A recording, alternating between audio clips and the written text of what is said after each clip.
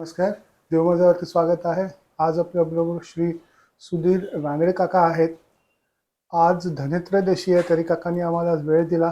काका खूप खूप धन्यवाद. आपण 2 दिवसापूर्वी एक एपिसोड केला होता. खूप छान प्रतिसाद मिळाला. त्याच्यामध्ये खूप गोष्टी कळल्या सुद्धा. तर आता आपण तोच पुढे करूया कंटिन्यू. एक इम्पॉर्टंट गोष्ट आहे की तुमचे वडील आणि तुमचे गुरु यांना शंकर महाराजांचं सानिध्य लाभलं. आता अशा कितीतरी गोष्टी आहेत ज्या आम्हाला शंकरगीतेतून समजल्या किंवा कोणाकडनं ऐकून समजल्या, पण जेव्हा तुमच्या वडिलांचं एवढं सानिध्य होतं त्यांच्याकडनं तुम्हाला खूप गोष्टी कळल्या. कारण तुम्ही पण तेव्हा लहान, तुमचा जन्म पण झाला नव्हता तेव्हा. तर जे तुमच्याकडे जे आहे ते त्यांच्याकडनं सांगून ऐकून गोष्टी आहेत. तर आपण अशा गोष्टी काहीतरी सांगा तुम्ही त्याच्यातल्या. दुसरं की शंकर महाराजांचं तुम्ही इतके वर्ष तुमच्या बालपणापासूनच तुम्ही त्यांच्याबद्दलची माहिती, आणखीन त्यांच्याबद्दलचं कौतूहल ते पूर्वीपासून असणार. तर तुम्हाला याच्यातून काय तुम्ही बोध घेतला शंकर महाराजांच्या चरित्रातून घ्या किंवा त्यांच्या विक्षिप्त सारखे वागायचे पण त्याच्यामध्ये पण एक संदेश असायचा. ते फक्त जे त्यांच्या जवळ होते त्यांना माहिती पडायचं. तर या गोष्टीबद्दल थोडासा उलगडा करा. हो. सिद्धो आदेश आदेश गोरक्षनाथ महाराज की जय. बोल बाबा हरनाथ महाराज की. गुरुमाऊली ज्ञाननाथ महाराज की जय. अवधूत चिंतन श्री गुरुदेव दत्त. बोल सप्त शृंग माते की जय. सगळ्यांना दिवाळीच्या शुभेच्छा. आज धनत्रयोदशी आहे. आज दिवाळीचा दिवस, त्यामुळे सगळ्यांना धनलाभ चांगला होऊ दे, पण बरोबर मानसिक धनलाभ होऊ दे, हा महत्त्वाचा आहे. कारण हा धनलाभ आहे हा आज आहे उद्या नाही. लक्ष्मी ही चंचल आहे, परंतु मानसिक जो धनलाभ दिलेला आहे तो टिकणं अतिशय महत्त्वाचं आहे आणि तो योग्य मिळणं हे खूप महत्त्वाचं आहे. आता महाराजांच्या बाबतीत बोलायचं असेल तर महाराज बसून कधीही असं त्यांनी तासभर प्रवचन केलंय आणि बोललेत अशा गोष्टी नसायच्या. की हे संत सत्पुरुष जे आहेत यांना जास्त बगबग करायची गरज भासत नाही. हे आपल्याला जे साधकापर्यंत पुरवायचं आहे की आपल्या शिष्यांना जे सांगायचं आहे ते बऱ्याच वेळेला दृष्टीतून सुद्धा सांगतात, आपल्या दृष्टीतून सांगतात, आपल्या स्पर्शातून सांगतात, आपल्या वास्तव्यातून सांगतात. त्यांना घेऊन सांगून त्यांना मास्तरकीसारखं धडे द्यायची गरज भासत नाही.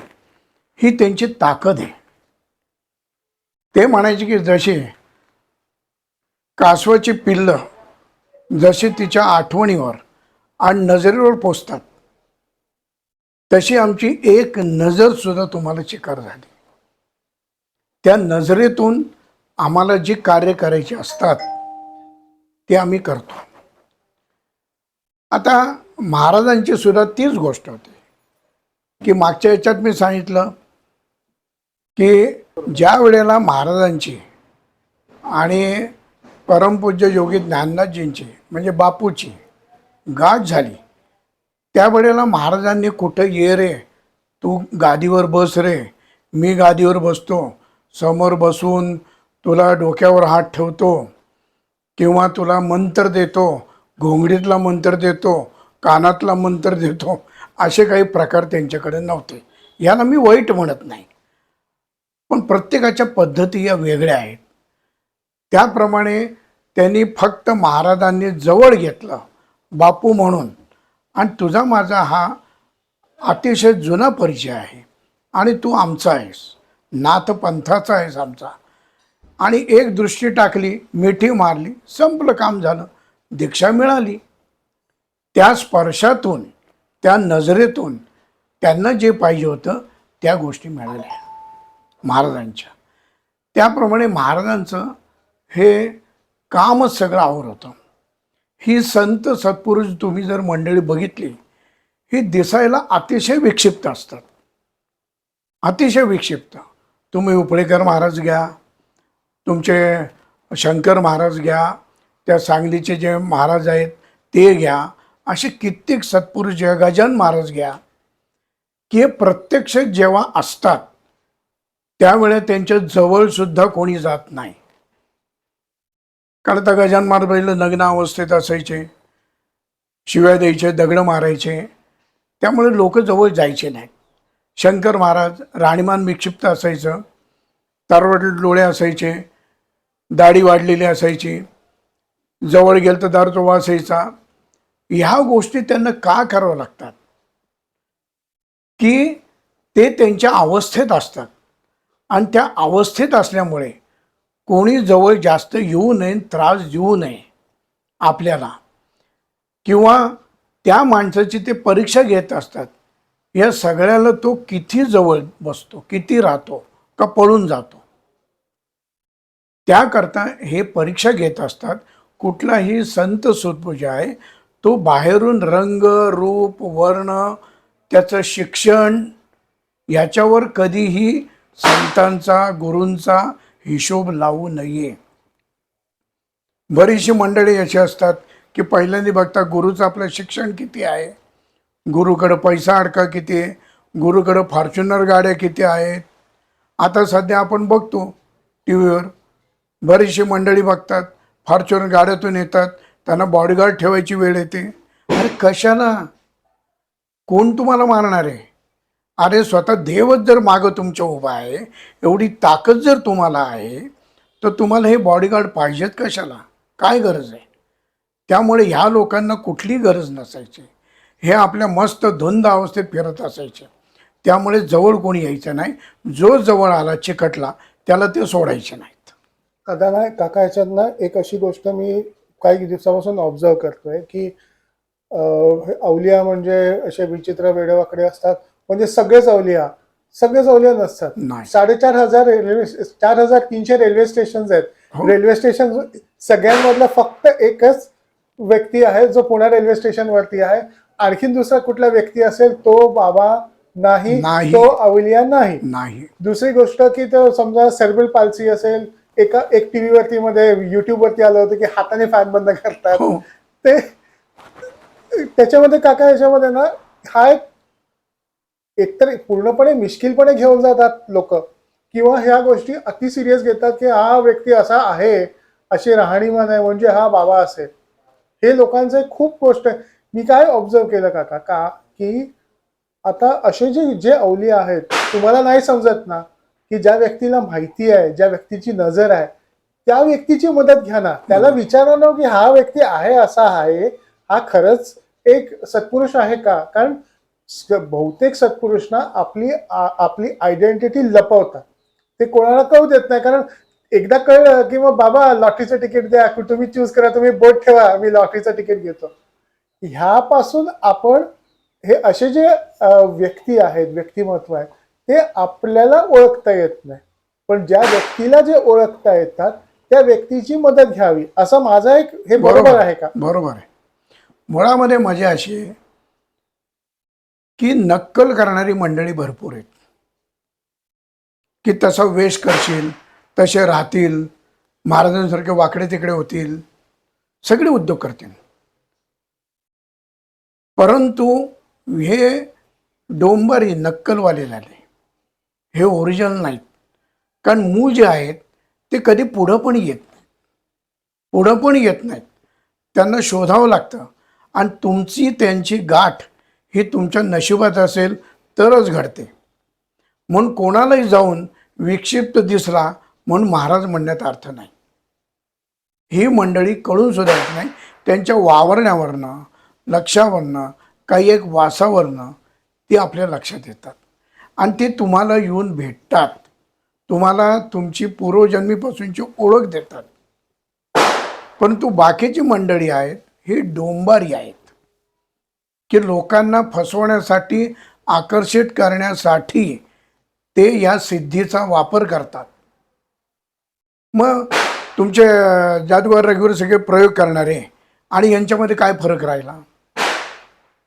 अहो, धूप काढणं, साखर फुटाणे काढणं, सोनं काढणं, पैसे काढणं, या गोष्टी अवघड नाही आहेत.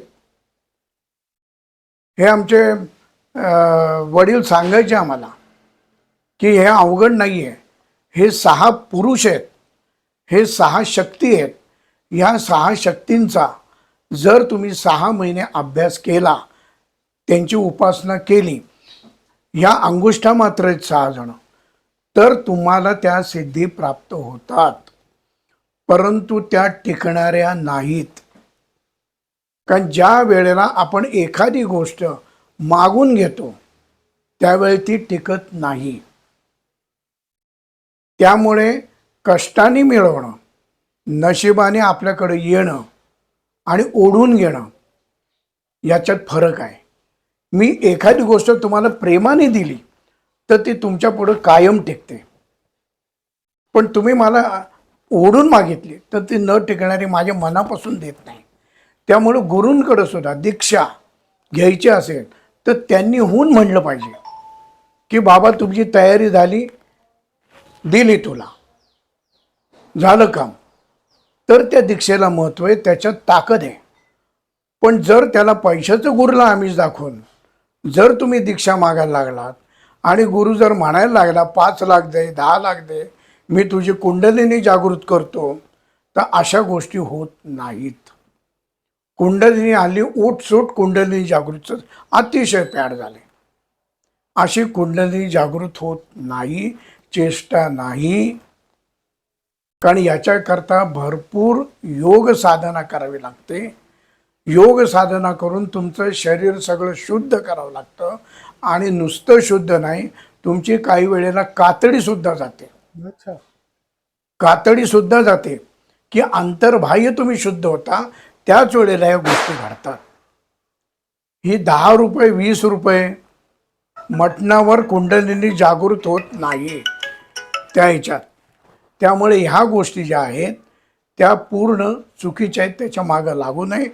किंवा बाह्यतकारी कुठल्याही संताला बघू नये. संताच्या सतत सहवासात जाऊन त्याच्या कुठेही त्याला जे पाहिजे ते तुम्ही देऊन त्याचं पूर्ण हे करून तरच तुम्हाला ते दीक्षा मिळते, नाहीतर असं मिळत नाही.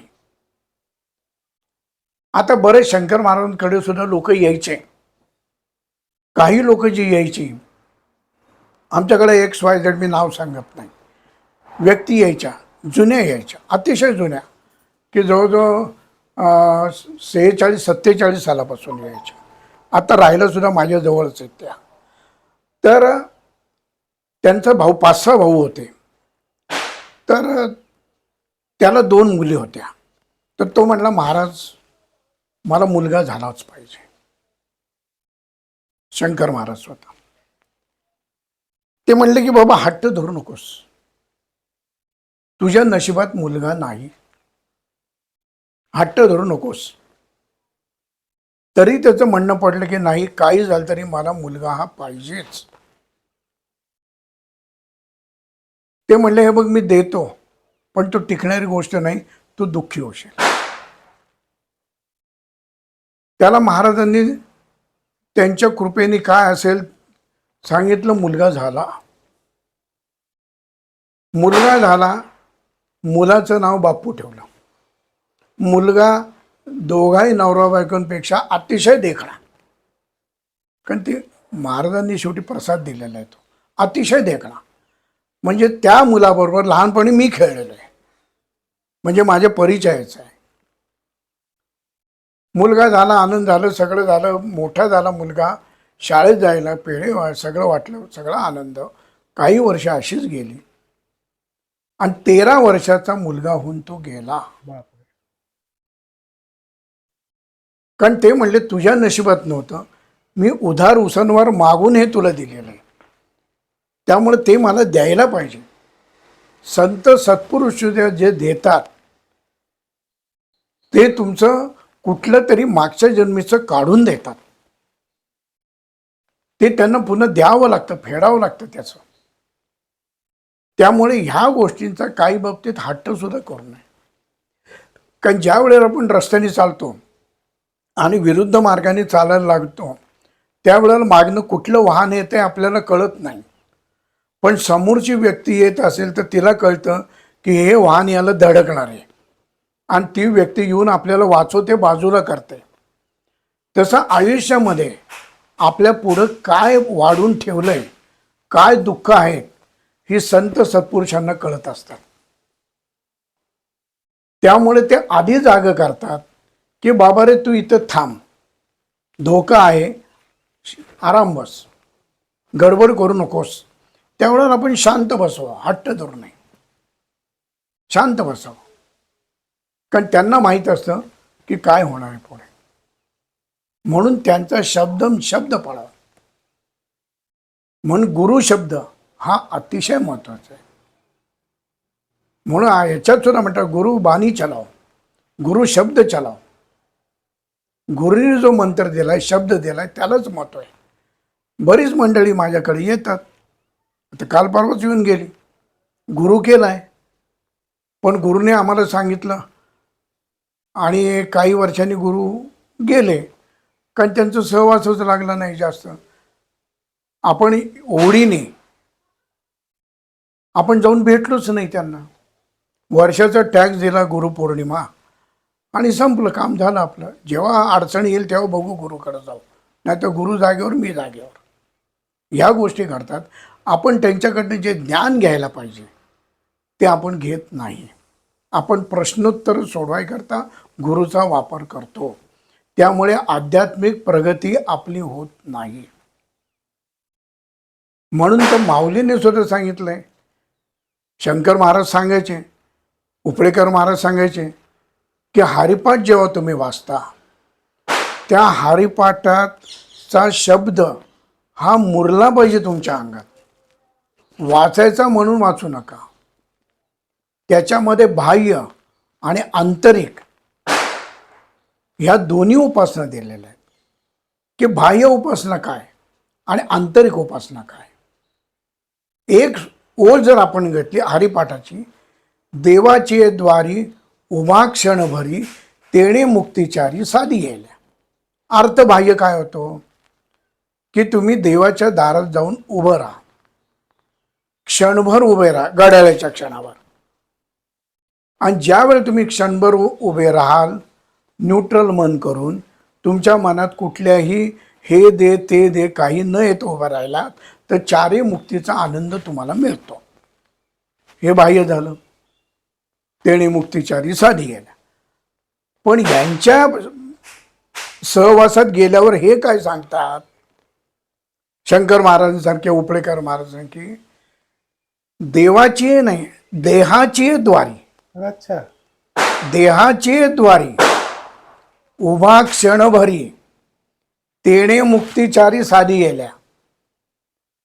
की या देहाच्या द्वारात उभा राहा, या देहाच्या द्वारात उभं राहणं अंतर्मुख हो, अंतर्मुख होऊन अंतर परमात्मा ओळख.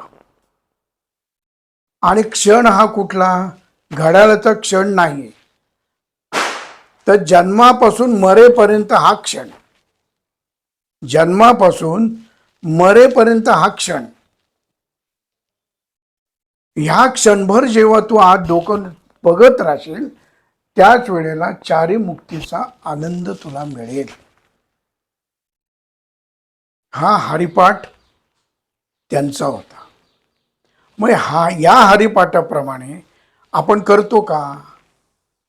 आपण गुरूंनी सांगितलंय हरिपाठ म्हणा.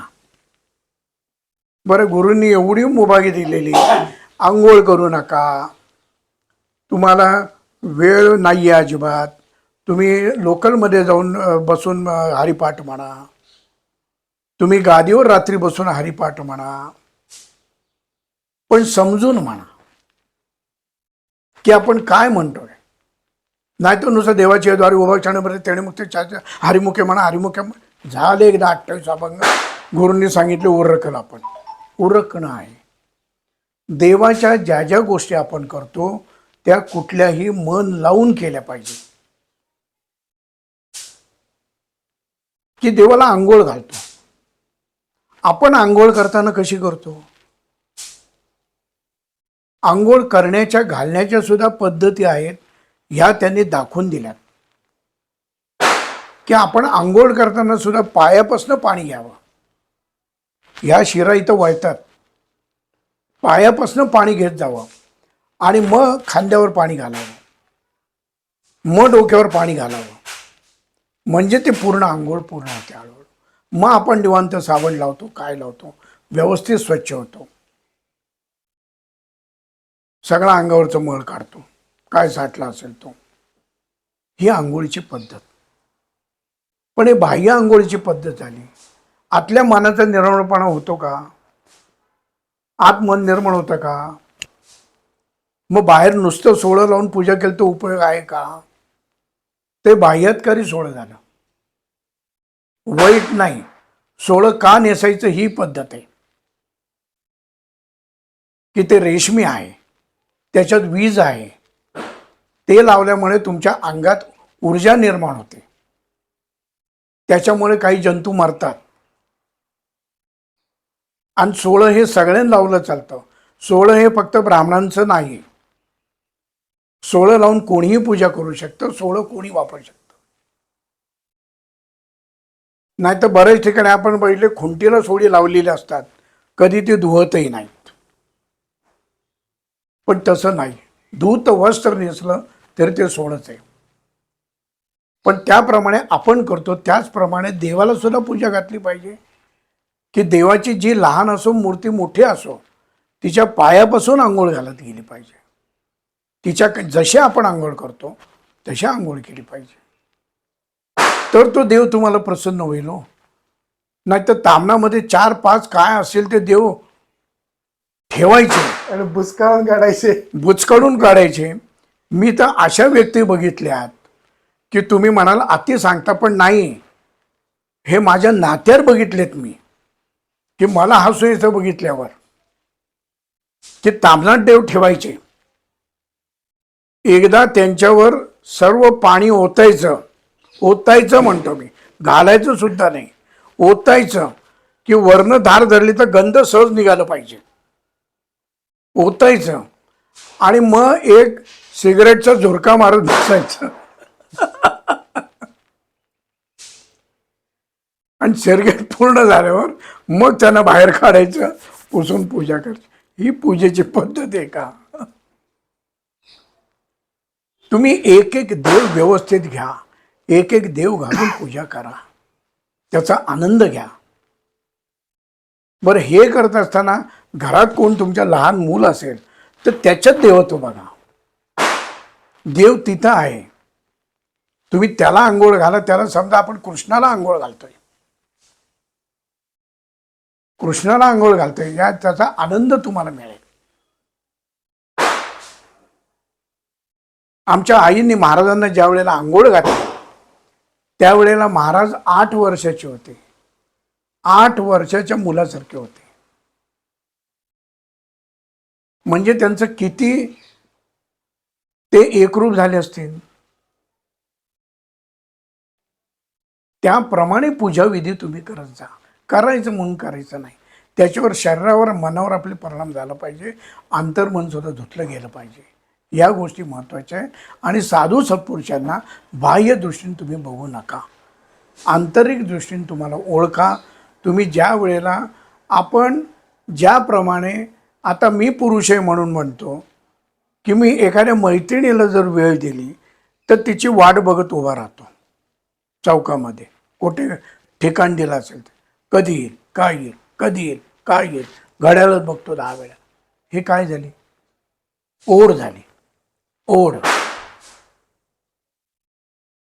मग तशी ओढ किंवा तशी वेळ तुम्ही देवाकरता देता का?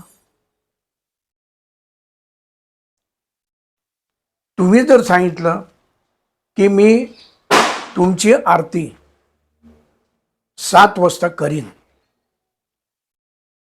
पण माझ्या आरती करता तुम्ही येऊन राहा, हे हक्काने देवाला सांगू शकतो. कधी?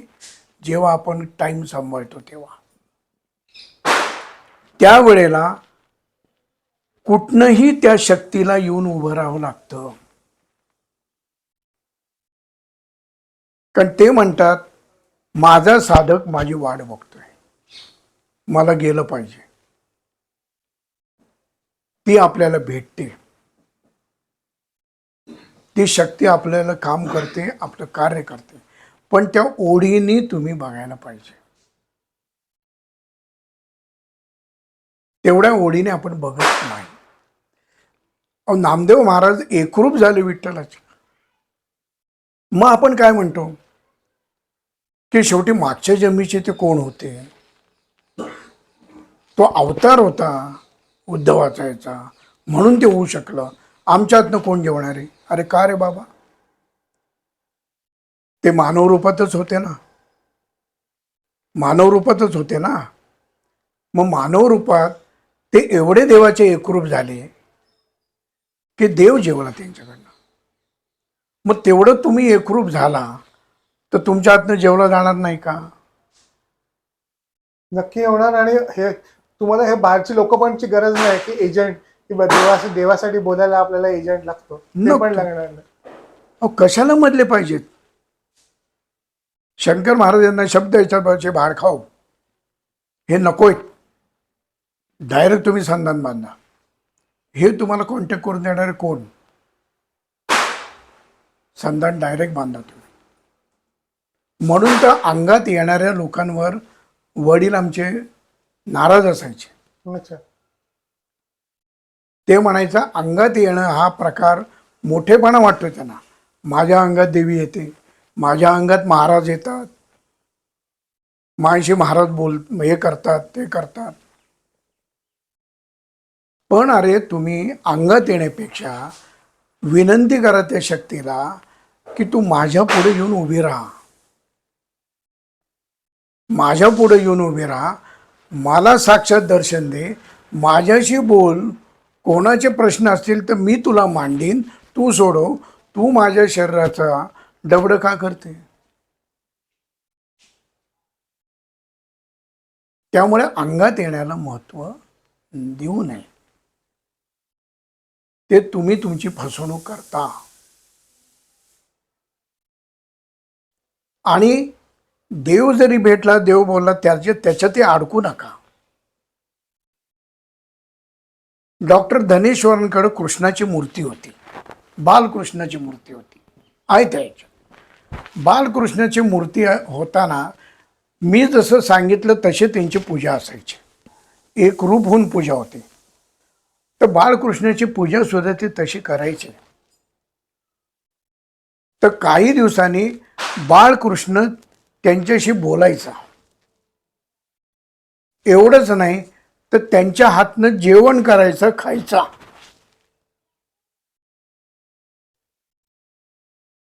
आता ते डॉक्टर होते हो, त्यामुळे ते त्या याच्यात संशय घेणार की आपली भावासोबत निर्माण होते. आपल्याला असं वाटतंय का खरं आहे, याची आपल्याला खूण मिळाली पाहिजे. हे खरं का खोटं आपण सुद्धा बघितलं पाहिजे ना. अंधश्रद्धा नको आहे. म्हणून त्यांनी कृष्णाला सांगितलं की जर तुझा माझा एवढा परिचय आहे, तुझं माझं एवढं प्रेम आहे, तर याची खूण तुम्हाला दे. मग ज्या वेळेला कृष्ण त्यांच्याकडे जेवला त्यावेळेला कृष्णाने सोन्याचं कड त्यांच्या तामणामध्ये ठेवलं होतं.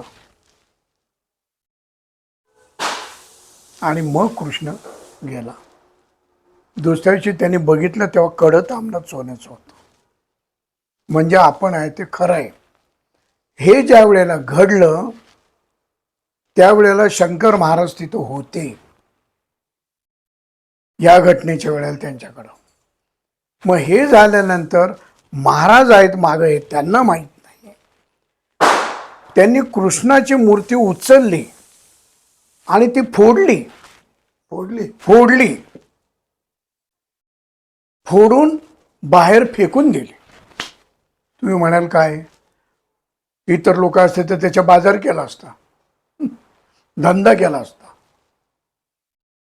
पण त्यांनी फोडली.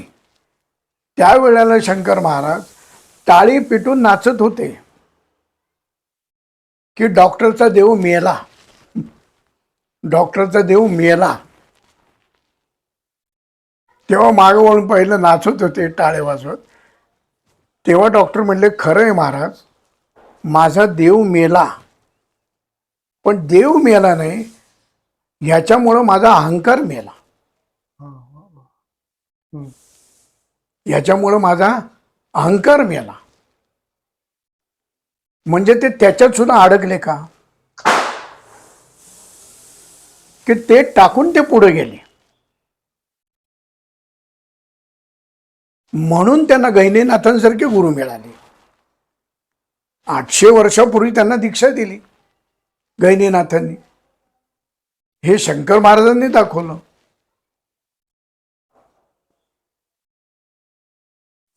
त्यामुळे ही मंडळी ज्या वेळेला मानव रूपात येतात, त्यावेळेला मानव रूपातल्या सर्व गोष्टी त्यांच्या बंधनात असतात. आपण म्हणतो हे असे का वागतात, तसे होते, हे जर सिद्ध पुरुष आहे तर असं का वागतात. त्यांना सुद्धा दुःखातून जावं लागतं, मान अपमान सहन करावे लागतात, लोकांची वेळ पडली तर दगडी खावं लागतं. कृष्ण भगवान होते तरी त्यांना दगडी खावी लागली, मग ते काय टाळू शकत नव्हते. पण त्याच्यातून ते संदेश उपदेश देतात. त्यामुळे ह्या गोष्टी सुद्धा महत्वाच्या आहेत, की काय कुठं करावं, काय नाही, कोणाला मानावं, काय नाही, हे उपासना किती करावी, कशी करावी. आता परवा मी म्हणलं तर कालच तू बघितलं, गुरूंनी सांगितलं बेंबी खालनं श्वास घ्या.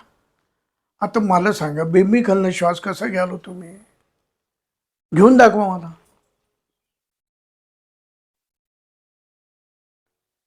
मुळामध्ये इळा पिंगल आपल्या नाड्या आहेत.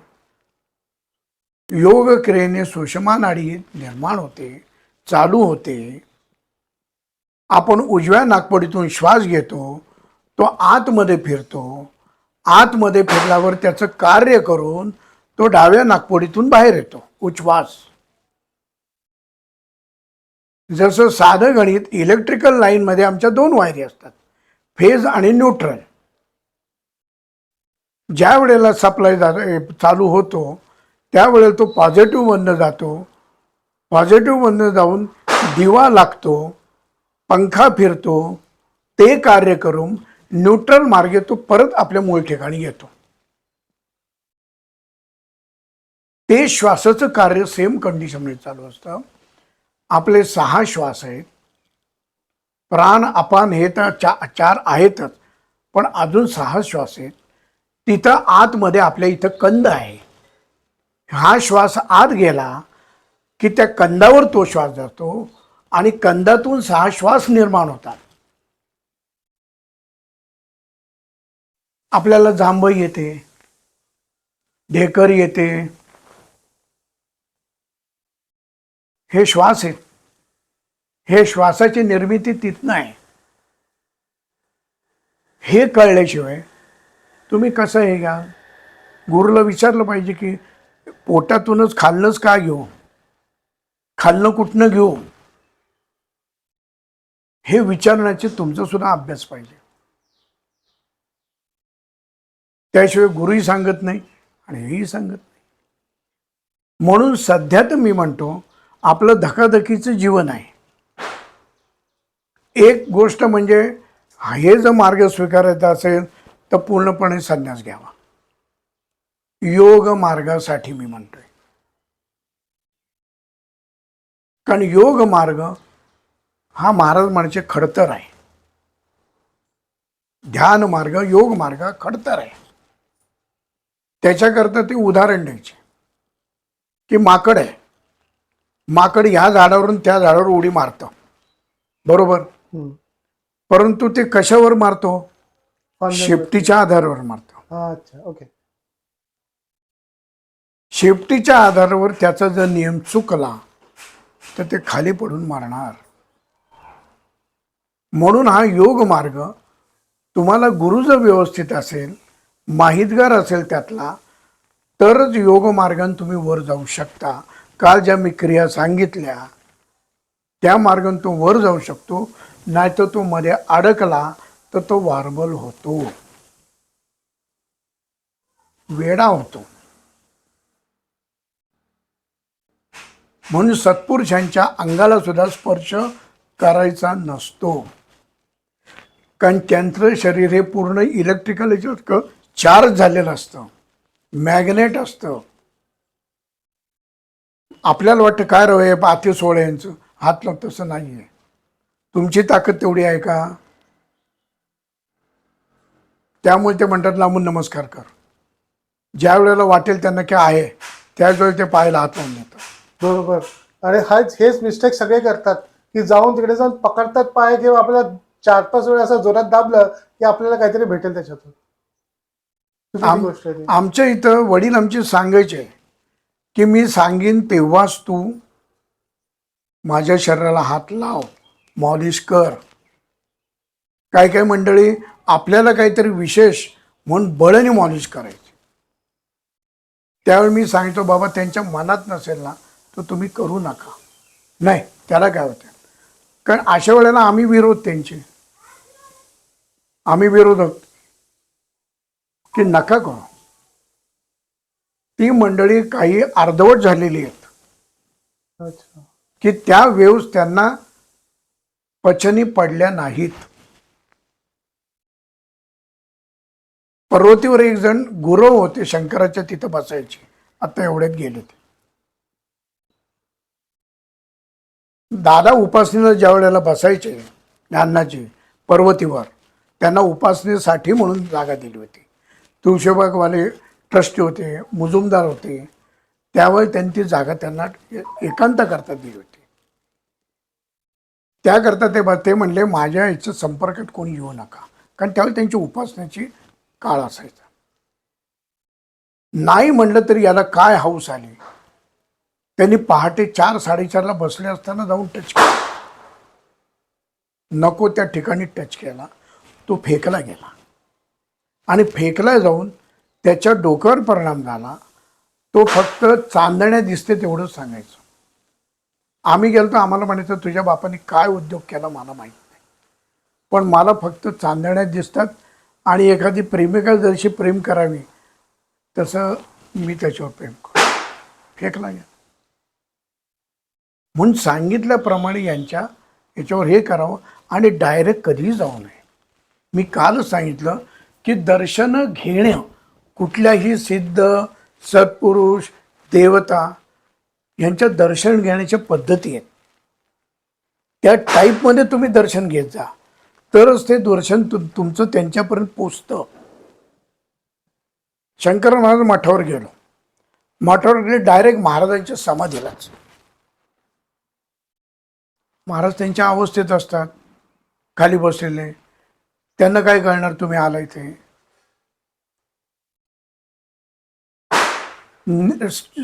साधं उदाहरण देतो. तुम्ही एखाद्या आयुक्ताकडे अधिकाऱ्याकडे भेटायला जाता, तो आयुक्त डायरेक्ट तुम्हाला भेटू शकतो का हो?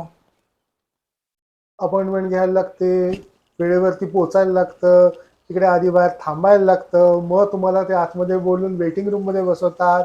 मग ते जसे ते आयुक्त फ्री होणार तेव्हा तुम्हाला आतमध्ये बोलवणार. तिकडे पण तुम्हाला जसे दूर बसून तर 10 फुटावरती बसून तुमच्याशी बोलणार, जर तुम्ही नॉर्मल व्यक्ती असाल तर. जर तुम्ही स्पेशल व्यक्ती असाल तर 5 फुटावर टेबलाच्या जवळ. म्हणजे मर्त लोकांची ही अवस्था, मग त्यांचं काय असेल हो?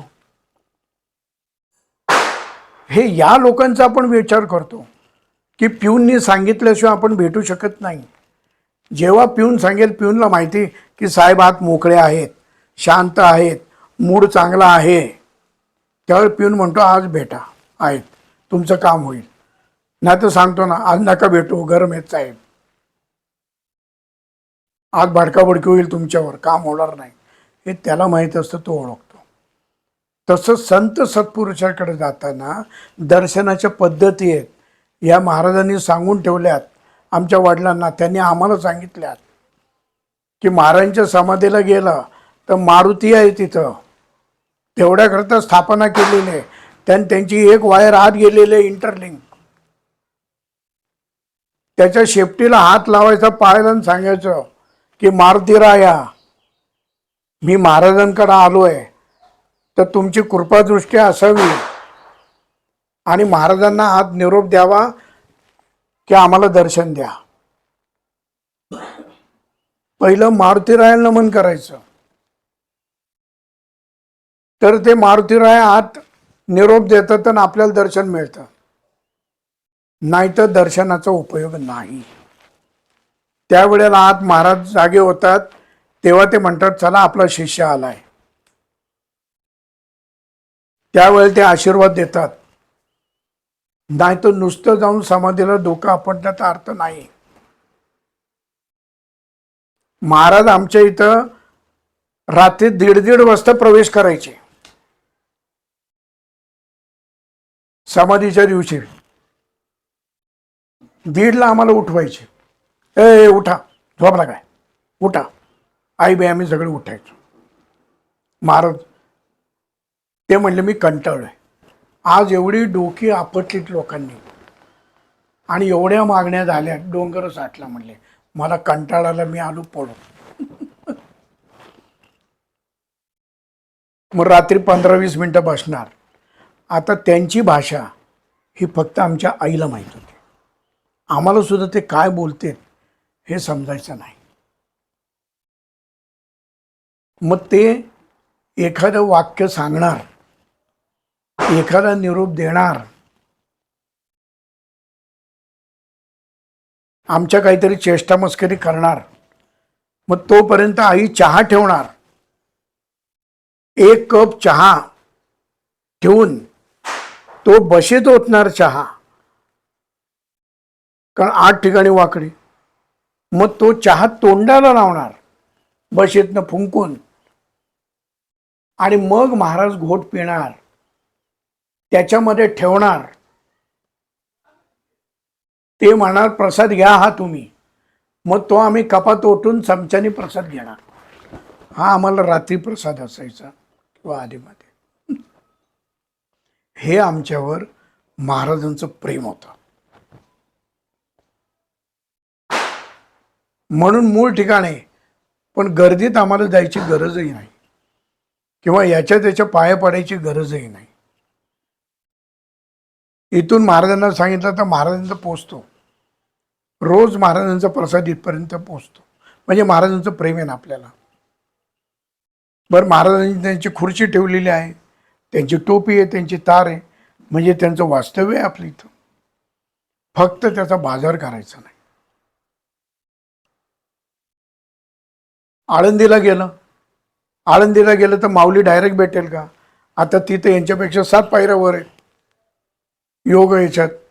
ते त्यांच्या तर अवस्थेत आहे. मग त्यावेळेला बाहेर मारुती आहे बाहेर. मग मारुतीला सांगायचं, बाबा माऊलीला हात निरोप दे रे बाबा, तुला नमस्कार करतो, तू नमस्कार घेन माऊलीला निरोप दे की तुझा सिद्ध साधक आलेला आहे. तिथं नमस्कार करायचा आणि मग आतमध्ये माऊलीच्या इथं जायचं.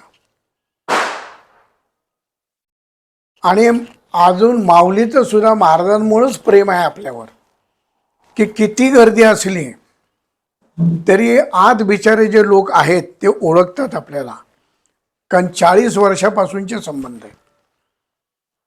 ते लाईन थांबवतात काही वेळेला, की लोकांना आपण त्रास द्यायचा नाही, जास्त आपला मोठेपणा दाखवायचा नाही. माऊलीच्या पुढे काय मोठे वापर.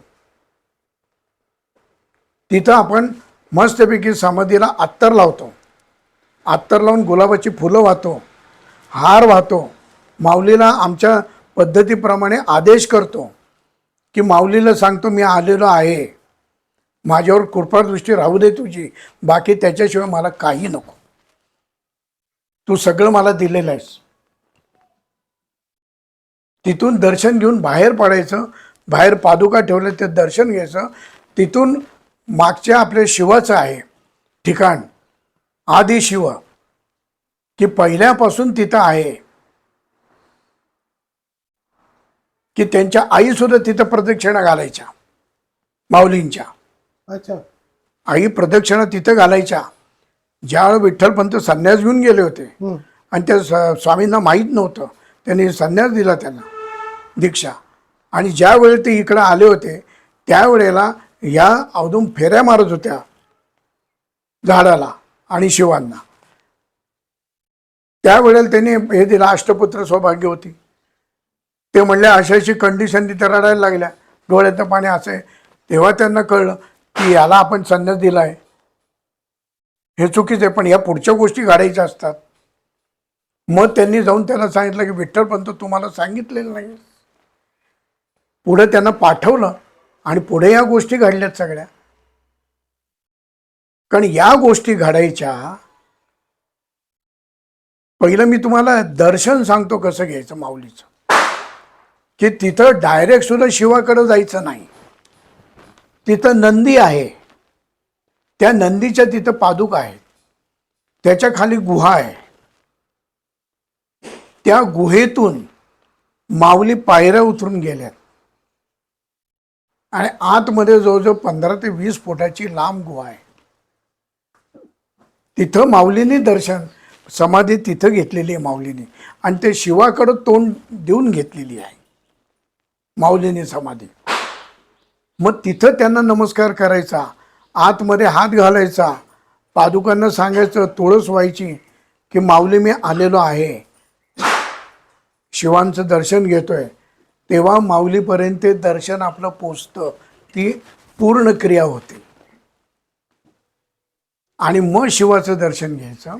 शिवाचं दर्शन घेऊन नाथांना स्वप्नात जाऊन सांगितलं 300 वर्षांनी की माझ्या गळ्याला मुळी लागली ती काढ.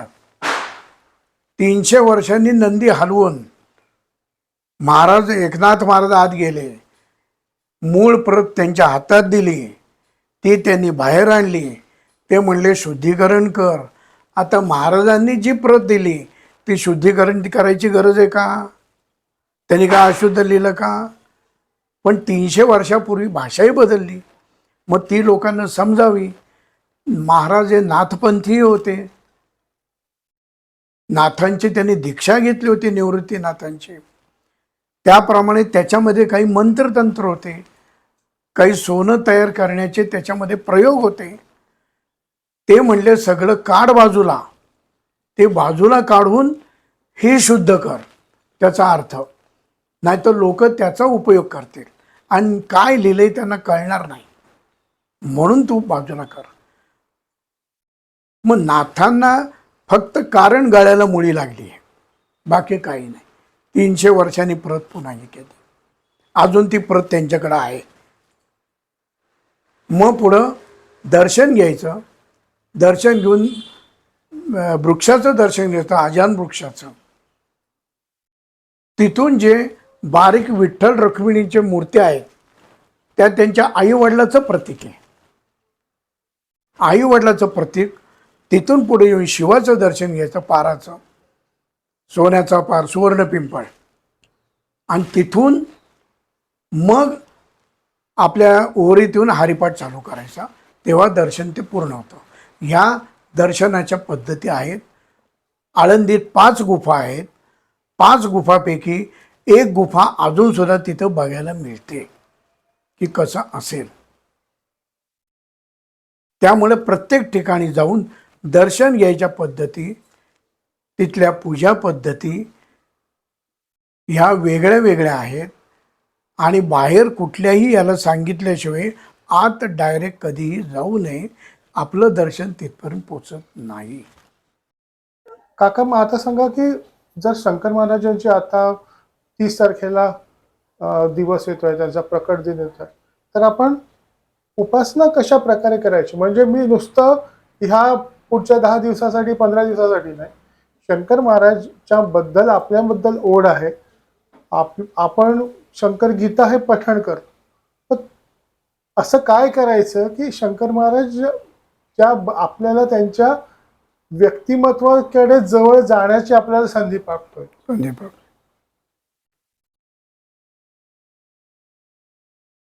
शंकर गीता काय किंवा इतर पुस्तक काय, हे लिखाण उत्तम आहे, त्याबद्दल प्रश्न नाही. प्रत्येक ग्रंथ जे लिहिलेला असतो त्याच्यामध्ये त्या सिद्धांनी काही मंत्र दिलेले असतात आणि अदृश्य रूपात ते मंत्र त्याच्यात लपलेले असतात. मग ज्या वेळेला आपण पारायण करतो, वाचन करतो, त्यावेळेला मंत्राची ती ताकद किंवा मंत्राचा शब्दाचा झंकार हा आपल्या शरीरावर कार्य करतो आणि शरीरावर कार्य करून तो आपल्याला त्या तिथपर्यंत न्यायला मदत करतो.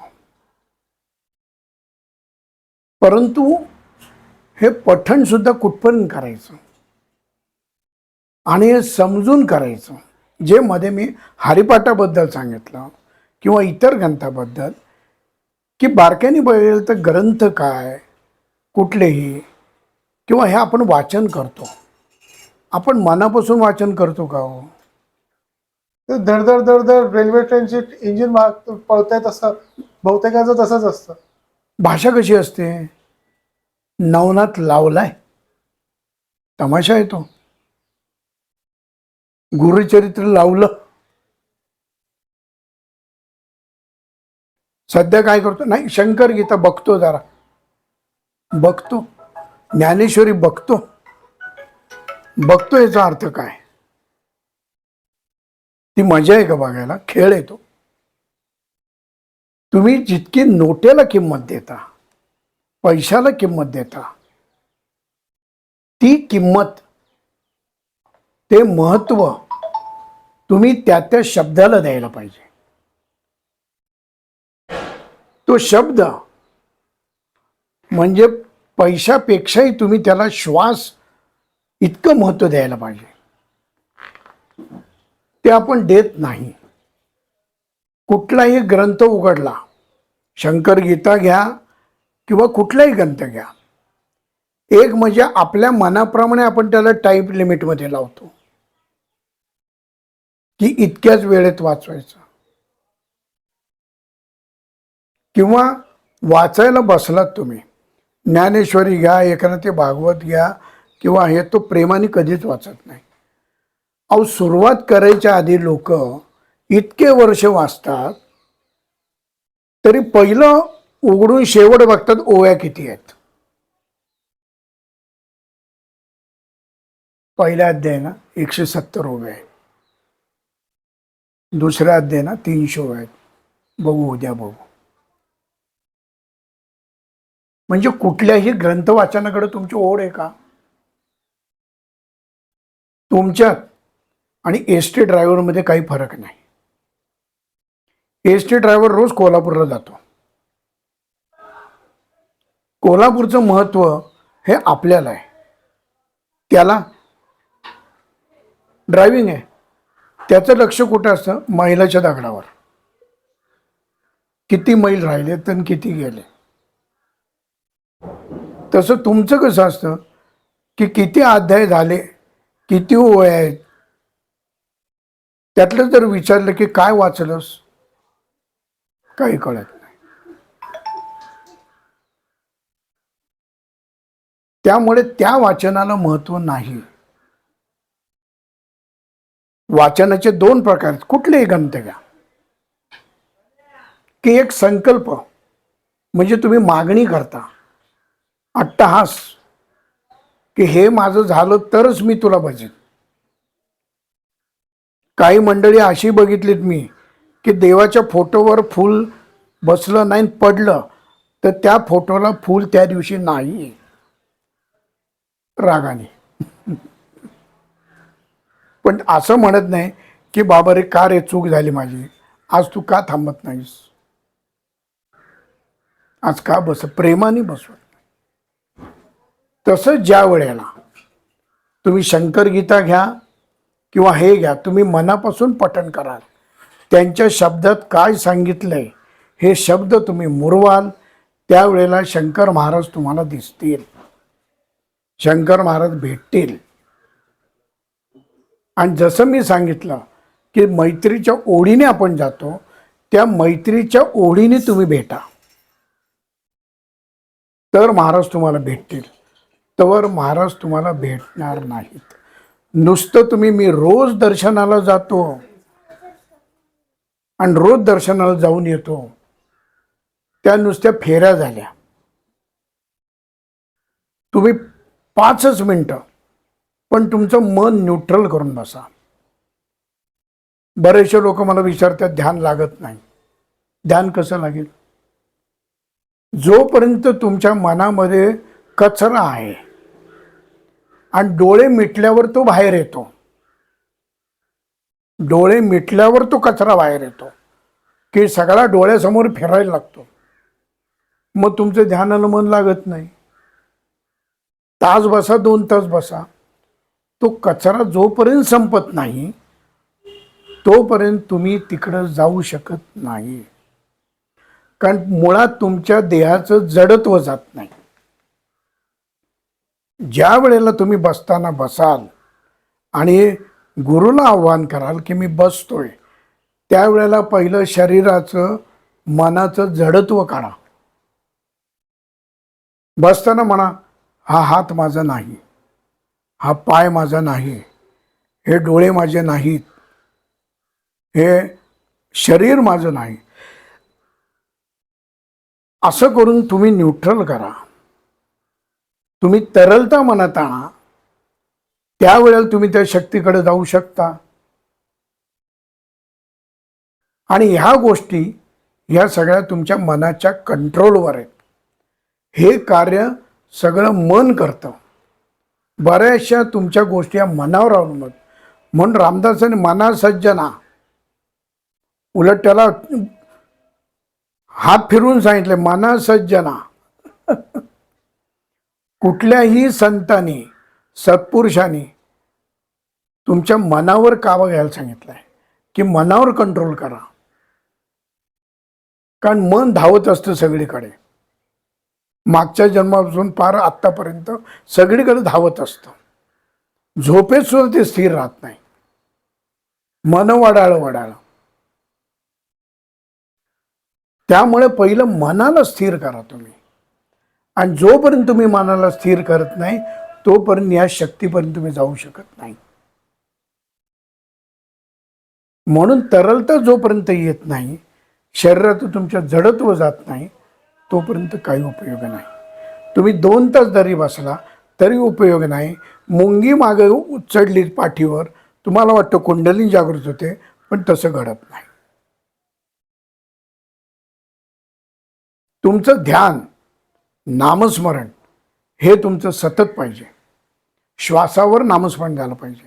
बरीचशी लोक आपण बघतो, कुठं पिशवी बांधलेली असते हाताला, आतमध्ये माल चालू असते, कोणी मशीन हे करतात, पण त्यांचं शरीर काम करत असतं, पण मन कुठं असतं?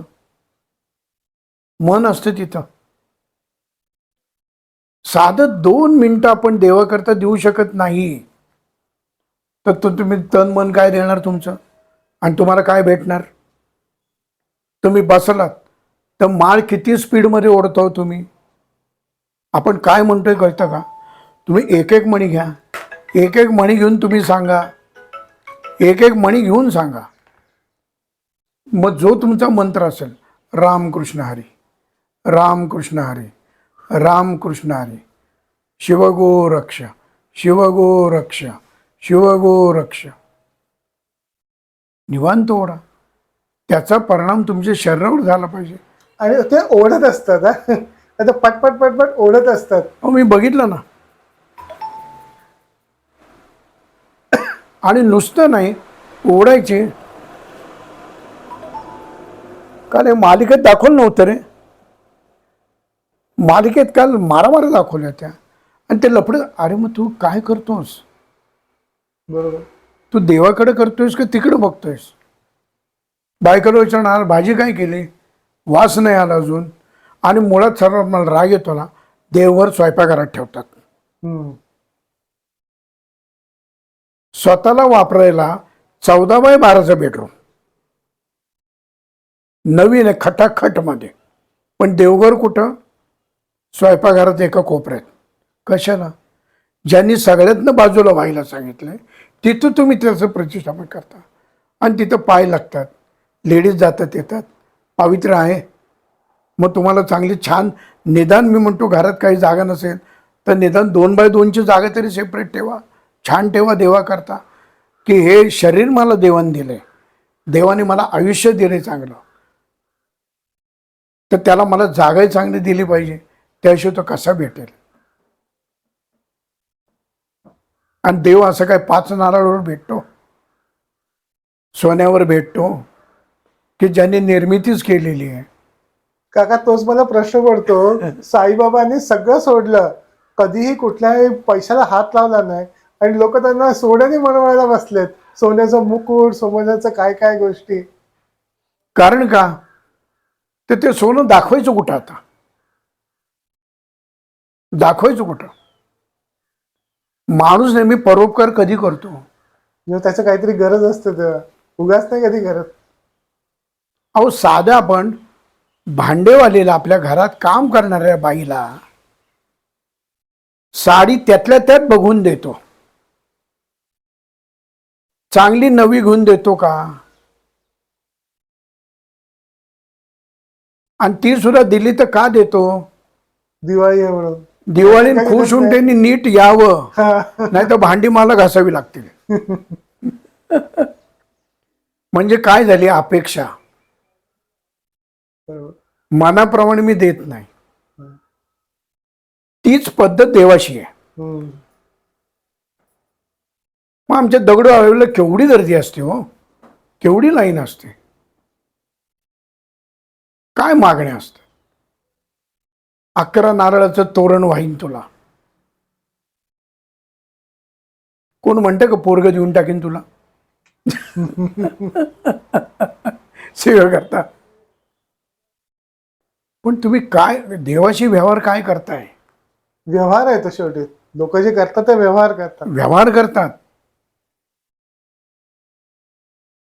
तुम्हाला त्यांनी इतकं सुंदर शरीर दिलंय, सगळं दिलंय तुम्हाला, आणि तुम्ही त्याच्याशी व्यवहार करताय. आणि दुसरं काका ते नाही, तुम्हाला शरीर दिलेलं आहे, तुम्हाला परिवार दिलेला आहे, तुम्हाला एक राहण्यासाठी एक छानसं घर दिलेलं आहे, तुम्हाला सेफ्टी दिलेली आहे, तरी मला देवाने हे दिलं नाही, त्या हे वरती अटकून बसतात आणि बाकीचं सगळं विसरून जातात. कारण अपेक्षा, माणसाच्या अपेक्षा वाढत जातात, आणि अपेक्षामुळे माणूस दुःखी होतो.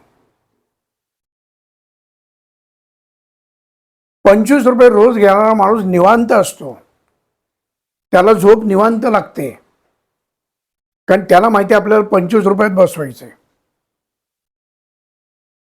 तो कधी आशा बंगल्याची बघत नाही त्यावेळेला, कारण त्याला माहिती आहे आत्ता आपल्यातनं होणार नाही, आहे त्याच्यात सुख मानतो. पण बंगल्यात राहणारा, लाख रुपये मिळवणारा, 4 लाख मिळवणारा सुखी राहतो का? केरळांच्या गादीवर सुद्धा झोप लागत नाही त्याला, कारण पैसे दाखवू कुठं? झोप लागत नाही, गोळी घ्यावी लागते, दुःख भरपूर असतं, आजार भरपूर होतात. कारण का? कधी देवाकडे पाठच करतो आपण, कारण देवाने जे शरीर दिलंय त्याचा सुद्धा सांभाळ आपण करत नाही. आणि त्यांचं कसं असतं की रिटायरमेंट नंतर आपण देवाचं करूया, आधी नाही. अहो, लहान मुलांनी हात जोडले तर त्याला त्याचा वडील सांगतो, अजून तुझं वय नाहीये, अजून तुझं वय नाहीये, हे म्हातारपणी करायचं. मग ज्या गोष्टी तरुणपणी चालू करायला पाहिजे लहानपणी, त्या म्हातारपणी करतात. तुमचं शरीर काम देतं, तुमचा मणका ध्यानाला बसायला व्यवस्थित असतो, देवाचं नाव घ्यायला तुमचं तोंड व्यवस्थित असतं, सगळे दात पडलेले असतात, सगळे दात पडलेले असतात, तोंड वाकडं झालेलं असतं, इकडं हात उचलत नाही, पाठीचा कण्या 10 ठिकाणी मोडलेला असतो, मांडी घालता येत नाही.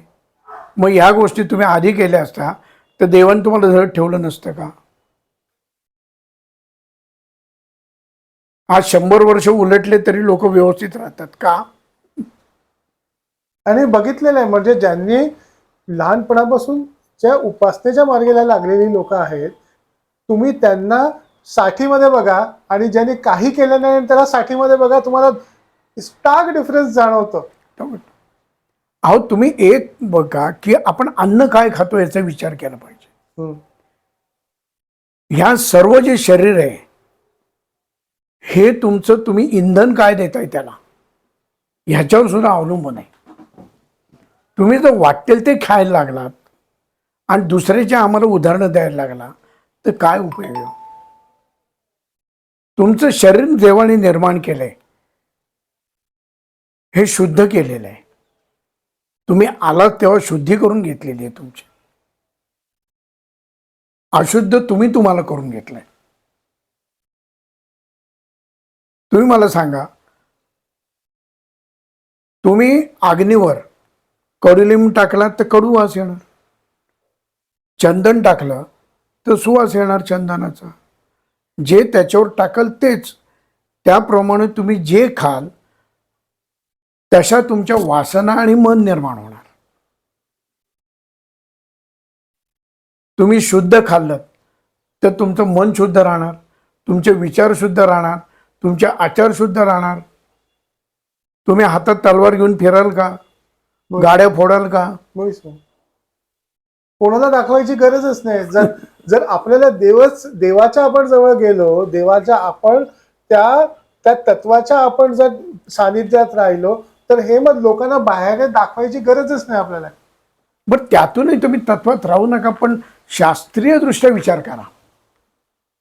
तुम्ही मटण खाता, कोंबड्या खाता, बकऱ्या खाता, डुक्कर खाता, काय कमी पडेल ते खाता, वाटेल ते. पण त्याही याला जीव आहे, त्याच्यातही परमात्मा आहे, त्यालाही मन आहे. मग ज्याप्रमाणे आपल्या रक्तात मांसात भिनलेलं आहे तसं त्याच्यात भिनलेलं नाही का? मग ते खाल्ल्यावर त्याचे विकार तुमच्यात येणार नाहीत का? मग ते विकार आल्यावर आणि ते खाल्ल्यावर ते जर इथं पडलं तर काय निर्माण होणार? म्हणून हल्ली मारामाऱ्या, खून, बलात्कार, गाड्या फोडणं हे प्रकार ह्याच्यामुळे वाढलेले आहेत. कारण त्यांचे विचार नाहीत धड, त्यांचं खाणं धड नाही. म्हणून तुम्ही बघितलं तर बाहेरची मंडळी बघा, जी, मी समाजाचं नाव कुठल्या घेत नाही, कारण आपल्याला त्याच्यात जायचं नाही राजकारणात कुठल्याही, परंतु ती लोक सहज चाकू चालवतात, सहज तलवारी चालवतात. कारण का? जे अन्न खातात तसे विचार निर्माण होतात, त्यामुळे त्यांना मारायला काही वाटत नाही. आणि ज्या चांगल्या गोष्टी काही निर्माण केल्यात त्या चांगल्या ठिकाणी वळलेल्या नाहीत. मोबाईल चांगला आहे, टी व्ही चांगला आहे, पण सगळेजण दाखवत, त्यातलं काय बघायचं आहे आपलं काम आहे ना. तुम्ही छान एखादी मालिका बघा, त्यातला आनंद घ्या, टी व्ही तेवढ्यासाठी आहे. तुम्ही छान एखादं याच्यावर काय ब्लूटूथ आपण टाकतो तसं टाका, ते बघा, ते चांगलं आहे. पण नको ते इंस्टाग्रामवर टाकत बसला किंवा काही लफड्यातल्या मालिका बघत बसलात तर त्यातून तुम्ही काय घेणार, काय मिळणार? घरामध्ये सासवा सुनं तसंच वागणार ना. मालिकातनं काय घेण्यासारखं आहे? लफडी, एकाच्या 3-3 बायका, सासू हिला छळती, तिला छळती. अरे काय काय घेण्यासारखं काय? त्यापेक्षा तुम्ही चांगली मालिका बघा. छत्रपतींची मालिका आहे आता, इव्हन शंकर महाराजांची मालिका पूर्णच्या पूर्ण युट्यूब वरती अवेलेबल आहे. अवेलेबल आहे. स्वामींची मालिका बघा, काहीतरी त्यातनं घेण्यासारखं आहे ना तुम्हाला. मला राग येतो काही वेळेला, तुम्ही बाह्य का बघता? एक जण मला म्हणलं, काय ते स्वामींची मालिका, तो आपला लंगोटी लावतो, पैलवानासारखा धाड धाड धाड धाड चालतो. अरे तुला तेवढंच दिसलं त्यांच्यात? त्या माणसाने काम काय केलंय? बरोबरीने बोध काय दिलाय? अहो जवळजवळ ते एकरूप झाले म्हणून बाहेर पडले फिरायला तर लोक त्यांना नमस्कार करतात, कोणी जोड्याने मारते त्यांना. मंत्र्यांना मारतील पण त्यांना मारणार नाहीत. आणि काका काय ऑब्झर्व केलं माहितीये, हे जे महाराष्ट्राला ना ते संत लाभून गेले हो. आणि महाराष्ट्र हा इतका समृद्ध झाला त्याच्यामुळे. आपण जर नॉर्थचं बघितलं ना त्यांचं काहीतरी वेगळं आहे, वेगळं आहे. साऊथचं बघितलं त्यांचं एकदम त्यांचं वेगळं आहे. महाराष्ट्र हा एकदम युनिक आहे युनिक आहे. आणि प्रॉब्लेम असा आहे की इकडची लोक तिकडचे मापदंड लावायचा प्रयत्न करतात, ते शक्यच नाही. चुकीचं नाही. तुम्ही तुमच्या करता बघा, तुमच्या घरात जे आहे त्याचा आनंद भोगा, ते कसा अजून आनंद देता येईल ते बघा. तुम्ही दुसऱ्याचं हे करू नका. आणि तुम्ही एकरूप व्हा. गुरुमध्ये सुद्धा तुम्ही एकरूप व्हा. शंकर महाराजांमध्ये काही मंडळी एकरूप झाली की त्यांच्यामध्ये पुढे फरकच राहत नाही. प्रति शंकर महाराज, पण ते कधी मी शंकर महाराज म्हणून घेत नाही की आपण म्हणतोय महाराजांचे. ते स्वतःला महाराज कधीच म्हणून घेत, कारण ते म्हणायला अवस्थेतच नसतात. तुम्ही जेवढे जवळ द्याल तेवढे ते एकरूप करून घेतात तुम्हाला. तुम्ही एकरूप झाला की तुमच्यातून त्यांच्यात अंतर राहत नाही, आणि तेवढं एकरूप व्हायला पाहिजे. तुकाराम सिनेमामध्ये ते एवढे एकरूप झाले काम करणारे की शेवटी जवळजवळ ते तुकारामच झाले. वागणीस की त्याच अवस्थेत ते राहिलं. एवढं एकरूप होता आलं पाहिजे. तेवढं आपण एकरूप होतो का? आमच्या याच्यात नाथपंथामध्ये म्हणतात गुरु शिष्य एवढे एकरूप पाहिजेत की ओळखू नये आपल्याला. कौन बडा मच्छिंद्र आगे गोरख खडा. कौन बडा गोरख आगे मच्छिंद्र खडा.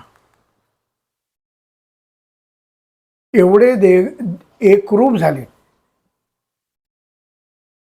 आम्ही महाराजांना विचारलं होतं जेव्हा आले शंकर महाराज की नाथपंथामध्ये नाव घेताना शिवशंभूजती म्हणतात. शिवशंभूजती गोरक्षनाथ. तर शिवशंभूजती हे कोण आहे याचा आम्हाला उलगडा पाहिजे. महाराजांचा प्रवेश झाला होता शंकर महाराजांचा, कारण अशा काही गोष्टी तेच सांगू शकतात. कारण त्यावेळेला तिथं ते स्वतः असायचे. तेव्हा त्यांनी सांगितलं की गोरक्षनाथांचे शिष्य आहेत शंभूजती म्हणून. गोरक्षनाथांचे शिष्य आहेत आणि ते एवढे गोरख स्वरूप राहिले की गोरक्षनाथन ते वेगळेच राहिले नाहीत. म्हणून शिवशंभूजती गोरक्षनाथ म्हणतात.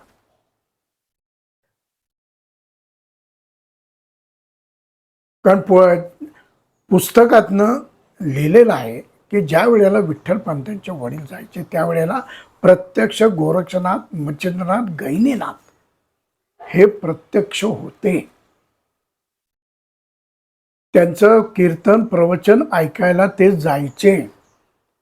त्यावेळेला ते वय वर्ष 17-18 वर्षाचे, 16 वर्षाचे असे व्हायचे होते. आणि त्यावेळेला त्यांची इच्छा होती त्यांच्या आजोबांची, माऊलीच्या, की मला मच्छिंद्रनाथांनी, गोरक्षनाथांनी दीक्षा द्यावी. त्यावेळेला त्यांनी ती बोलून दाखवली. त्यावेळेला गोरक्षनाथ म्हणले, मच्छिंद्रनाथ गोरक्षनाथांना म्हणले की याच्या नजरेमध्ये मला पुढं 4 जन्माला येणारे महत्वाचे जग चालवणारे हे मला दिसतेत, पण याला दीक्षा द्यायचं काम हे आपलं नाही, हे गहिनीनाथ करेल.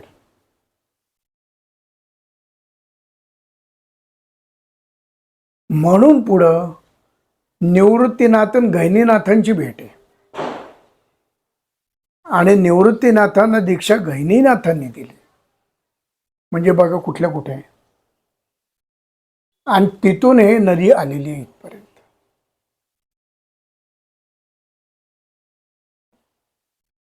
म्हणून नुसतं जाऊन समाधीजवळ पारायण करण्यात काही अर्थ नाही. तुम्ही पारायणात आणि महाराजांच्यात एकरूप व्हायला पाहिजे. ओढ नाच लागली पाहिजे की महाराज मला भेटलेच पाहिजेत. हट्ट नाही, पण प्रेम. ज्या वेळेला ज्ञाननाथजींना जेव्हा दीक्षा मिळाली, योगी हरिनाथजींनी दीक्षा दिली, त्यावेळेला ज्ञाननाथजींच्या मनामध्ये सुद्धा अहंकार निर्माण झाला होता की मी नाथपंथी आहे, ज्ञानेश्वर माऊली नाथपंथी आहेत, मग माऊलींनी मला भेटलंच पाहिजे. म्हणजे ही चांगली ओढ होती ना, हट्ट होता. त्यावेळेला ते बिना अन्न पाणी मंदिरात जाऊन बसले की माऊली भेटल्याच पाहिजेत, अन्न पाणी सोडून. आणि रात्री मंदिर बंद व्हायचं, कोणाला थांबून देत नाहीत अजून सुद्धा, शांत असायचं, फक्त विणेकरी आणि काय त्यांचे वॉचमन असतील ते.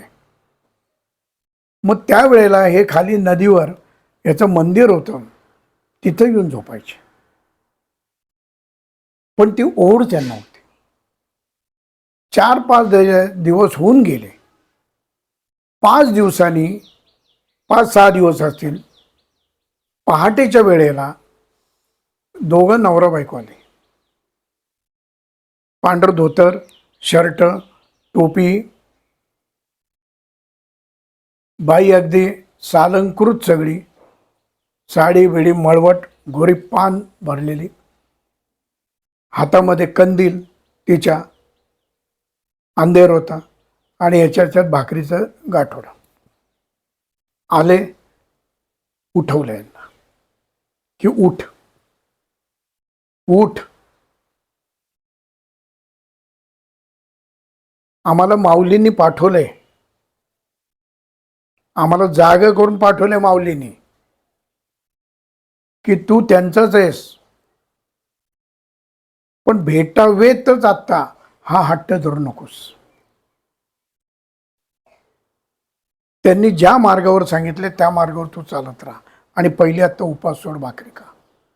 म्हणून त्यांना भाकरी चटणी खायला दिली आणि म्हणली दर त्रयोदशीला माऊलीने समाधी घेतली त्या दिवशी दर्शनाला येत जा. ते कुठेही वर्ण आले, आबाळातनं दिवे नाही. त्यांचं आडनाव गोरे, आळंदीत राहणारे, माऊलींचे पक्के कट्टर भक्त. म्हणून माऊलींनी त्यांना स्वप्नात जाऊन सांगितलं की त्याला जाऊन सांग, म्हणजे त्यांचे सुद्धा किती भक्ती असेल की माऊली त्यांना जाऊन सांगते. त्या बाईंचं दुकान महाद्वाराच्या तिथं होतं, फुलाचं, घंटा लावलेली आहे. आपण नामदेव पायरीकडनं जातो तिथं तू मंदिराकडे तोंड केलं की उजव्या हाताला कोपऱ्यावरचं पहिलं दुकान त्यांचं होतं.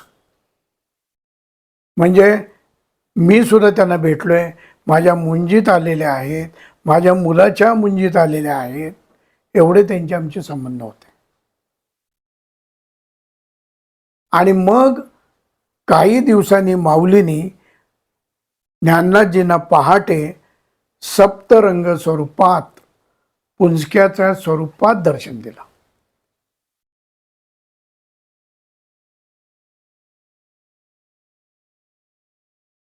आणि अजून या भावंडांची भेट तिथं होते, हे वास्तव आहे. हे मी गॅरंटीने सांगायचं कारण ज्ञाननाथजींनी दर्शन घडवलेलं आहे. आत्ता मुक्ताबाईंचं, त्या व्यक्ती रोज दर्शनाला इथं येतात संध्याकाळी. मला सुद्धा माहीत नव्हतं. कित्येक वर्षांनी आत्ता मला त्या व्यक्तीने सांगितलं की आम्हाला दादांनी, म्हणजे ज्ञाननाथजींनी, मुक्ताबाईंचं दर्शन आळंदीत घडवलं. म्हणलं बाबा कसं रे? ते म्हणले महाराज दरवर्षी प्रसाद वाटप करायचे. तिथले जे सेवेकरी आहेत ते म्हणायचे माऊलीच्या जवळ तुम्ही संरक्षण करताय, माऊलीची सेवा करताय, म्हणून तुम्हाला देतो. हे काय मी दान करत नाहीये, पण सेवा फुल नाही फुलाची पाकळी माझ्याकडनं. म्हणून ते कुठं दुधाच्या पिशव्या, फराळच्या पिशव्या हे प्रत्येक तिथल्या वॉचमनपासून सगळ्या गुरुजींपासून सगळ्यांना द्यायचे. त्यावेळेला वाटत वाटत वाटत ते आले शिवाचं तिथं ठिकाणे आणि वृक्षापाशी आले जिथं पहिले लाडवाचा प्रसाद द्यायचे, आता उपा तिथं. आणि हा पिशवी धरून उभा होता मागं, त्यांच्या पिशवी मागं धरून उभा होता. तर मागणं फक्त त्याला आवाज आला, कोणतरी बोललं की सगळ्यांना प्रसाद वाटला, अजून मला मिळालेला नाही.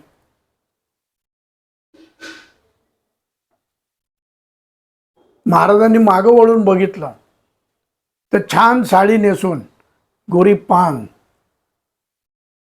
बाई उभी होती. ती ह्यानी पण पाहिली,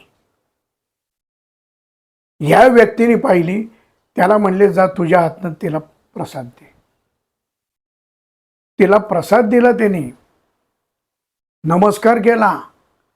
ती व्यक्ती प्रसाद घेऊन त्या झाडामध्ये लुप्त झाली. ही घटना आत्ता घडलेली आहे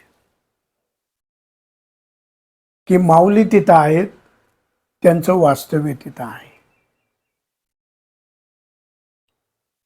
ज्ञाननाथजी सांगेल, सुवर्ण पिंपळ म्हणजे सुवर्ण पिंपळच येतो. आमचे ते साधक आहेत, त्यांना सांगितलं की तुला विश्वास नाही ना, मी सांगतो, 2 मोळे घे खिळे, तिथं मारून ये आणि मी सांगतो ती उपासना कर, आणि 8 दिवसांनी जाऊन ते मोळे काढते, सोन्याचे होतील. एवढी ताकद आहे म्हणले. पण या घटना तुम्ही ओढीशिवाय होत नाहीत. ती व्यक्ती न चुकता रोज संध्याकाळी इथं दर्शनाला फुलाचा पुडा ठेवून जाते. त्यांना आणि ते कुठेही बोलत नाहीत, गावगाव करत नाहीत. कारण ही जी मंडळी आहेत ही कधीही बगबग करताना दिसणार नाहीत. मी एकाला विचारलं होतं असंच, तो म्हटला, खरं सांगू का, गुरु शिष्याचं नातं हे नवरा बायकोसारखं आहे. तुम्ही काय आनंद घेतला ही काही सांगायची गोष्ट आहे. मग गुरुचं माझं काय प्रेम आहे आणि काय अनुभव आहे हे कशाबद्दल मी तुम्हाला सांगू, आणि त्याच्यावर पुस्तक का लिहू. सॉरी म्हणला. नाही, बरोबर आहे काका. कसं आहे की ही जेव्हा तुम्ही त्या स्टेटला पोचता त्यावेळेला जगाशी बाहेरची काही तुमचं देणं घेणं नसतंच. तुम्ही तुमच्या गुरूंच्या सानिध्य, तुमच्यावरती गुरुकृपा झालेली आहे हे नुसतं समजणं तेवढंच त्या व्यक्तीला पुरेसं असतं. त्याला आणखी जगाकडनं काही अपेक्षा नसते. आणि हल्लीचे जे शिष्य म्हणून घेणारे असतात ते गुरुशी एकरूप व्हायला तयारच होत नाहीत, तिथपर्यंत जातच नाहीत. आज गुरुस्थानावर गेलं तर आपला फायदा काय होतोय. नंबर 2चे आपल्याला किती लपवता येतात. आणि ज्या वेळेला तुम्ही दान करता, मदत करता, त्यावेळेला त्याच्या पावतीची अपेक्षा का करता. हे गुप्त दान आहे. मग त्या दानाला तुमचं महत्व आहे का. कशाला द्यायचं. 1 किलो सोन्याचा मुकुट मी केला, टीव्हीवरती नाव आलं, टीव्हीवरती फोटो झळकला, 4 बांगड्या मी महाराजांच्या पुढे टाकल्या. अरे त्यांना काय गरज आहे. म्हणून आता या मिनिटापर्यंत मी बालाजीला गेलेलो नाही. चेष्टेने महाराज म्हणायचे की जो कर्जात बुडलेला देव आहे तिथं तुम्ही जाऊन काय मिळणार. चेष्टेने म्हणायचे ते. त्याला अपेक्षा आहे तुम्ही तुमचं तन मन धन द्या, तुम्ही मनापासून जा, त्याला तुमचं मन द्या, त्यावेळेला तो तुम्हाला भेटेल. आणि ज्या उपासना तुम्ही करता त्या उपासना कशान कुठपर्यंत करायच्या याचे लिमिट ठरलेलं आहे. तुम्ही नुसतं 100 वर्ष देव घासत बसला आणि मला का प्रसन्न होत नाही, काही उपयोग नाही. येतात मंडळी की गुरुचरित्राचे मी आत्तापर्यंत 1000 पारायणं केली, पण पाहिजे तसं मिळालं नाही. पारायण केलीस तू, आयन केलंस फक्त. त्या शब्दाचा अर्थ तुला कळला का? तिथं बुडलास का तू? पहिली ओळ जर वाचायला इतके पारायण केले, पहिली ओळ जर आठवण बोलायला सांगितलं तर बोलू शकत नाही शकत. आणि मजा म्हणजे अशी आहे की एकरूप होणं तर दूरच आहे, पण गुरु केला आणि समजा गुरु गेला, समाधी घेतली, तर आपला गुरु वायू रूपात आहे याचा विश्वास त्याचा नसतो.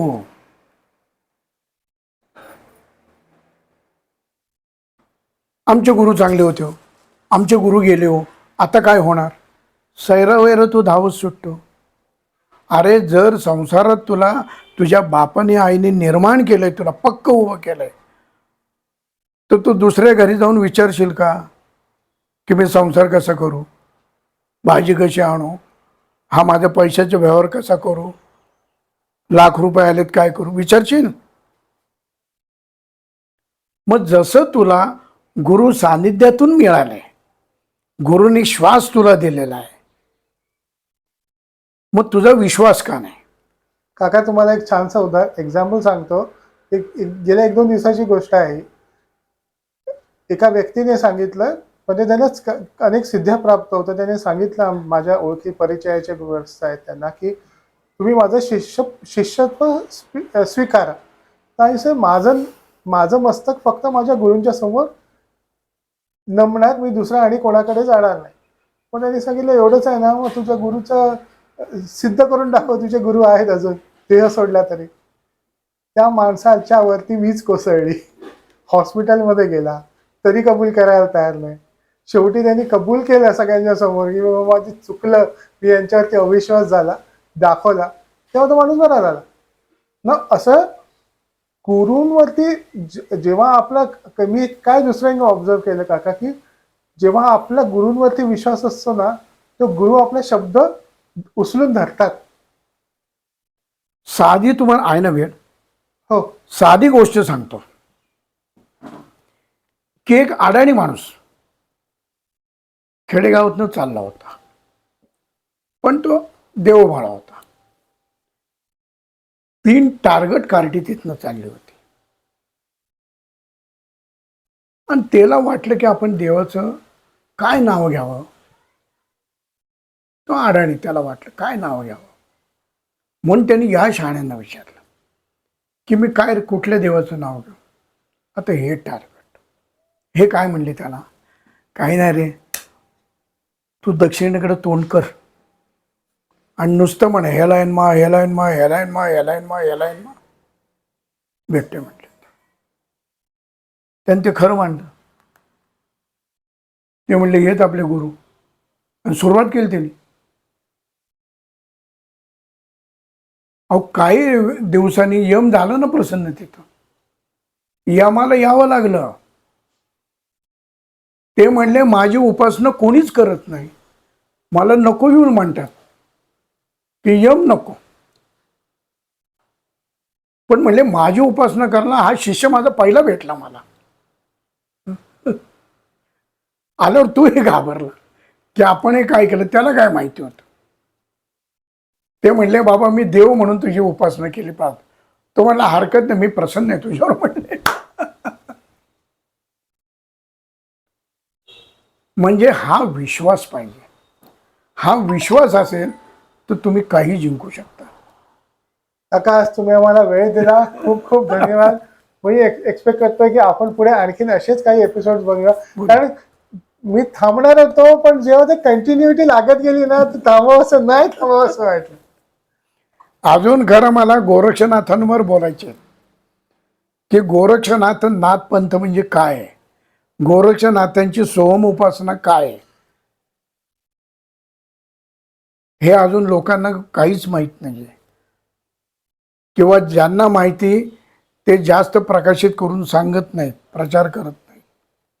आपण ते घेऊया पुढे. की नाथपंथ म्हणजे फक्त जारण मारण उच्चाटन, भस्म काढणं, विभूती काढणं, हा म्हणजे नाथपंथ नाही. काका आपण ह्याच्या पुढे घेऊया. त्याच्यासाठी रिक्वेस्ट आहे की आपण आता ना पुढचा एपिसोड टाईम बरोबर घेणार आहोत. तर आपण फोकस कारण आता प्रकट दिन आहे, तर आपण स्पेसिफिकली फोकस फक्त शंकर महाराजांवरती ठेवूया. म्हणजे कसं आहे की ह्या अनेक अशा गोष्टी आहेत ज्यामुळे मला रिअलाइज झाल्या की हे आपण फक्त ऐकून पण नाही, कुठेतरी कोणीतरी काहीतरी सांगितलं, पण जेव्हा एक असा अधिकारी व्यक्ती सांगतो तेव्हा आपल्याला ते समजतं. कारण तुम्ही प्रॉपर समजून सांगता, ते समजणं गरजेचं आहे. नुसतं ही घटना घडली, ती का घडली, त्याच्या मागचे कारण काय आहे, जोपर्यंत त्याचा अभ्यास होत नाही तोपर्यंत ती घटना ऐकून तुम्हाला त्याच्यातून काही भेटणार काय नाही. म्हणतात काका त्यामुळे त्यांच्यात वचन आहेत. शंकर महाराजांची 10 वचन आहेत, ओके. पाठवली त्याने मला. बघू म्हणलं जे जमतील ते सांगेन. शेवटी त्यांच्याकडनं जे आम्हाला हे लागेल, शेवटी पिन तिथनं लागणार, बरोबर. आम्ही फक्त पोपट.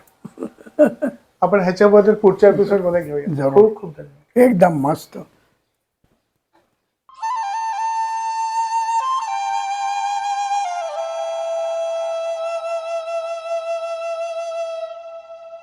अध्यात्मावर अशीच माहिती मिळवण्यासाठी देव माझा चॅनलला सबस्क्राईब करा.